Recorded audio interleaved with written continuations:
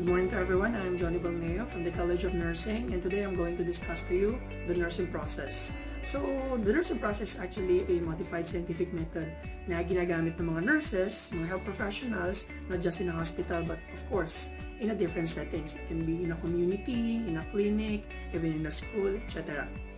Okay, how it should be. The nursing process should be systematic, dynamic, interpersonal, goal-directed, and of course, universally applicable. The nursing process by definition is a scientific and systematic problem-solving approach that used to identify, prevent, and treat actual or potential health problems, and most importantly, to promote wellness.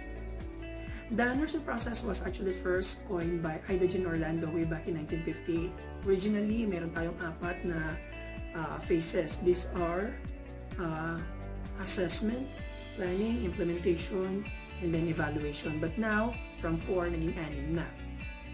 So what are those phases na ginagamit natin?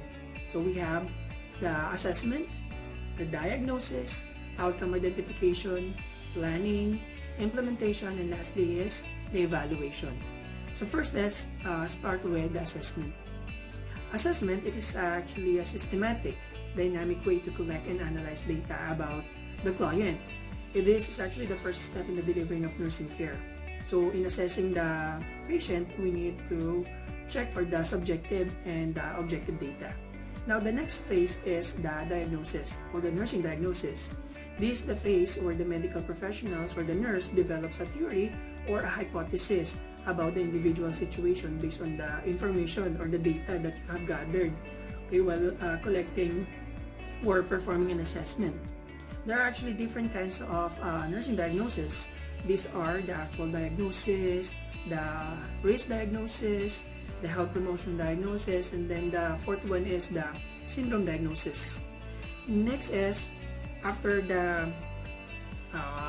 nursing diagnosis, we have the outcome identification. So originally, it's a part of the planning, pero na-remove na siya. So outcome identification will serve as a guidelines for your evaluation. So moving on, we have planning. So planning is actually determining the goals of your care and the course of actions to be undertaken during the implementation phase. So in short, planning is the blueprint for your implementation. So let's move on now to the implementation. For the implementation phase, this is actually the process, or what I mean is the actionable part of the process where the individual or the nurse, the medical team implement the care plan. So in short, you are putting the plan into an action. And when it comes in the implementation, it is divided into 3 kinds of implementations. We have the dependent, independent, and collaborative interventions. Now, lastly, we have the evaluations. The last phase of the process is the evaluation phase.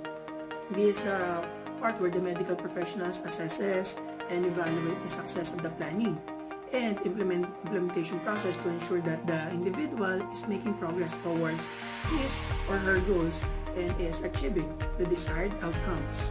This also part where you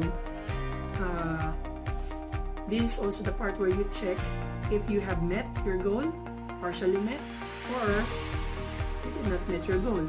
But if that thing happened, if you didn't met your goal, always remember that you can change your plan, but not your goal. This is Johnny Balmeo from the College of Nursing.